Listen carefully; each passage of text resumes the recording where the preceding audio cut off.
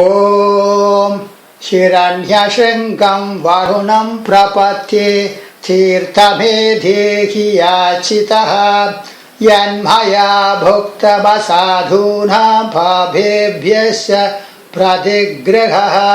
यन्मे मनसा वाचा कर्मणा वा दुष्कृतं कृतं तन्न इन्द्रो वरुणो बृहस्पतिः सविता च पुनन्तु पुनः पुनः नमो अग्नेः सुमते नम इन्द्राय नमो वरुणाय नमो वारुण्यै नमोभ्यः यतपां क्रूरं यत वेद्यं यत शान्तं तदपगच्छतात् अत्याशनादरीबाणाद्यश्च उग्रात् प्रतिग्रहात्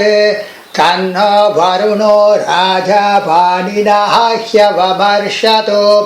सोऽहमपापो विरजो निर्मुक्तो मुक्तकिल्बिषः नागस्य पृष्ठमारुह्य गच्छेत् ब्रह्म स लोकतां यश्चाप्सु वरुणस्व पुनात्वघमर्षणः इमं मे गङ्गे यमुने सरस्वती शुधिस्त्रिस्थोमगुं सचथा परोष्णिया असिग्निया मरुद्वृते वितस्तयार्जीकीये शृणुह्या सुषोमया वृद्धं च सत्यं चाभिधात् सपसोद्य जायत तदोरात्रिरजायत ततः समुद्रो अर्णवः समुद्राधर्णवादधि संवत्सरो अजायत अहोरात्राणि विदधत् विश्वस्य विशदो वशी सूर्या चन्द्रमसौ धाता यथा पूर्वमकल्पयत् दिवं च पृथिवीं चान्तरिक्षमथो सुवः यत्पृथिव्याहुं रजस्वमान्तरिक्षे विरोधसि इमागुस्तथापो वरुणः पुनात्वघमर्षणः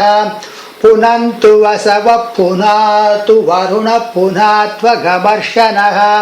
एष भूतस्य मध्ये भुवनस्य गोप्ता एष पुण्यकृता लोकानेष मृत्योर्हिरण्मयं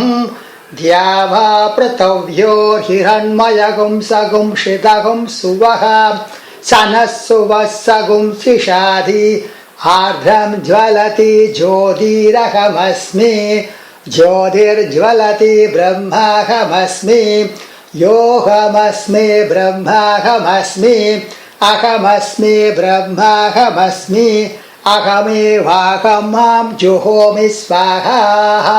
अकार्यकार्यवकीर्णे स्थेनो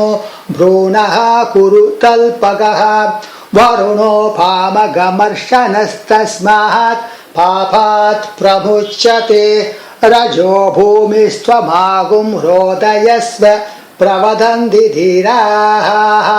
अक्रान् समुद्रप्रदमे विधर्मन् जनयन् प्रजाभुवनस्य राजाः वृषापवित्रे अधिसानो अव्ये